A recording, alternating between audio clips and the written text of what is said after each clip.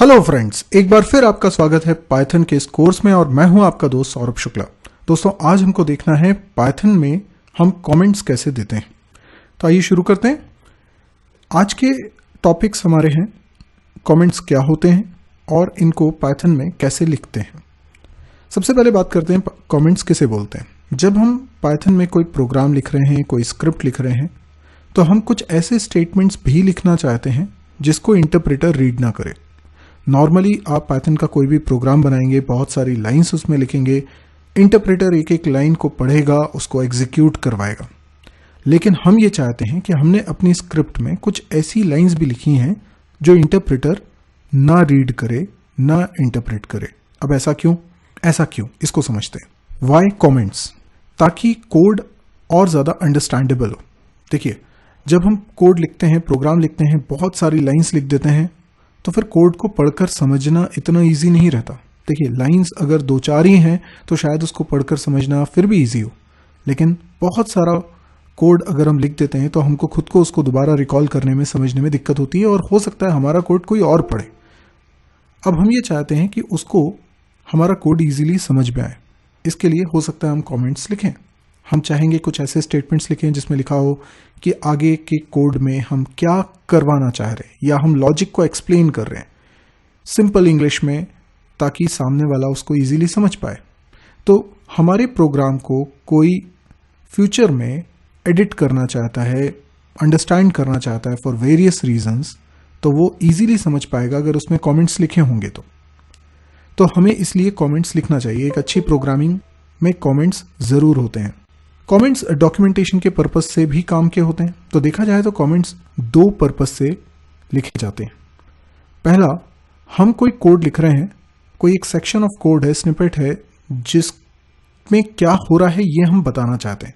तो नॉर्मली एक लाइन में, सिंपली एक लाइन में, कुछ शब्दों में हम ये बात बता देते हैं कि यहाँ पर हम क्या कर रहे हैं।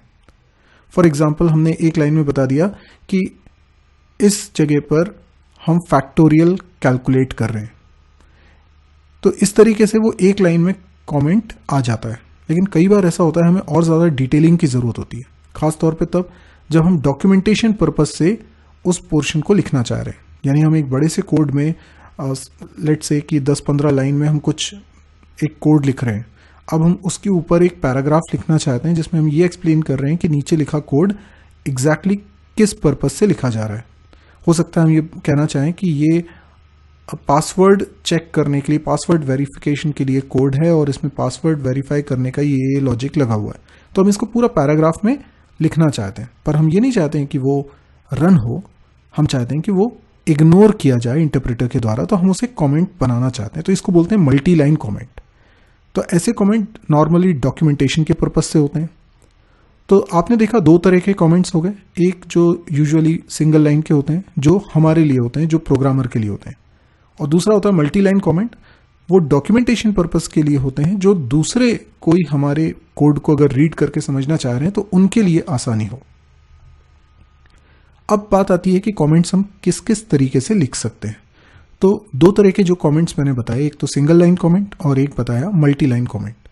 तो सिंगल लाइन कमेंट लिखने के लिए हम लोग लाइन की शुरुआत में हैश लगाते हैं। यानी किसी भी लाइन में हमने कुछ कोड लिखा है और फिर जैसे ही हमने हैश लिख दिया, तो हैश के ऑनवर्ड्स जो कुछ भी लिखेंगे, जब तक लाइन एंड नहीं होती, फिजिकल लाइन जब तक एंड नहीं हो रही, तब तक उसे कमेंट माना जाएगा। हैश के बाद की चीज़ें कमेंट मानी जाएंगी। अगर आप मल्टीपल लाइंस को कमेंट बनाना चाहते हैं तो फिर आप ये जो कोट्स होते हैं ये 3 बार बनाइए। आप चाहे डबल कोट्स बनाएं या सिंगल कोट बनाएं, आप 3 बार बनाइए, स्टार्टिंग में भी और एंडिंग में भी। तो मल्टी लाइन कमेंट इस तरीके से तैयार होता है। अब चलिए मैं इसको एक एग्जांपल के थ्रू भी आपको कोड में लिखकर बताता हूं। तो सबसे पहले तो हमें हमारा कोड एडिटर ओपन करना होगा। इसके लिए मैं जाता हूं ऑल प्रोग्राम्स पे, ऑल प्रोग्राम्स में पाइथन पे जाता हूं। पाइथन में हम देखेंगे आइडियली, और ये ओपन हो गया है। अब इसके अंदर मुझे मेरी फाइल ओपन करना है जो मैंने पिछले लेक्चर में बनाई थी। तो मैं फाइल पे जाता हूँ, ओपन पे जाता हूँ। यहाँ पे python.py,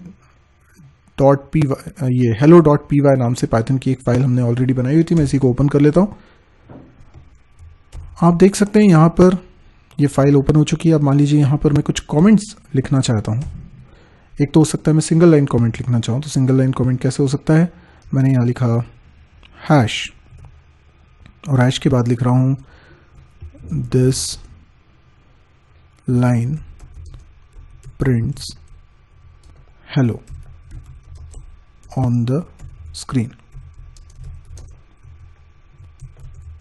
ठीक है, ये हो गया सिंगल लाइन कमेंट। अगर मैं मल्टीपल लाइन कमेंट बनाना चाहता हूं तो मैं इसके पहले मल्टीपल लाइन कमेंट बना रहा हूं। देखिए किस तरीके से होगा। मैंने ट्रिपल कोट्स लगाए हैं और ट्रिपल कोट्स के बाद जितनी भी लाइंस होंगी वो सब कमेंट्स होंगी जब तक कि ट्रिपल कोट्स दोबारा से नहीं लगा देता। इसलिए देखिए बाकी सब भी ग्रीन हो गया है। अभी मैं यहाँ पे लिखता हूँ this is a dummy program to explain usage of multi-line comments। अब देखिए इसमें एक से ज़्यादा लाइन में हमने कमेंट्स लिखा हुआ है, तो अब हम यहाँ पे फिर से ट्रिपल कोट्स लगा देते हैं। तो आपने देखा कि वापस से नीचे कलर चेंज हो चुका है। अभी इस स्क्रिप्ट को हम एक बार रन करके देखते हैं। मैं इसको सेव कर लेता हूँ। सेव करने के बाद मैं इस पर रन पे क्लिक करता हूँ, रन मॉड्यूल। अब देखिए रन हो चुका है, हेलो भी प्रिंट हो रहा है। जैसा आउटपुट आना था वैसे ही आउटपुट आ रहा है, लेकिन आप देख सकते हैं यहाँ पर कि जो कमेंट्स थे वो रन नहीं हो रहे। ठीक है, अब यहाँ पर जहाँ डबल कोट्स 3 बार लगाया गया है, अगर मैं सिंगल कोट्स लगाऊं 3 बार तो फिर मुझे लास्ट में भी सिंगल कोट ही लगाना पड़ेगा 3 बार। तो मैं डबल कोट्स के माध्यम से भी ट्रिपल यानी 3 बार लगाकर मल्टी लाइन कमेंट बना सकता हूँ और सिंगल कोट्स को भी 3 बार लगाकर मल्टी लाइन कमेंट बना सकता हूँ, पर उसको स्टार्टिंग में भी लगाना पड़ेगा, एंडिंग में भी लगाना पड़ेगा। तो ये 2 तरह के जो कमेंट्स होते हैं ये पाइथन में यूज़ होते हैं। अब आपको, मुझे पूरी उम्मीद है कि ये समझ में आ गए होंगे कि कमेंट्स क्या होते हैं। तो आज के लिए इतना ही। Thank you.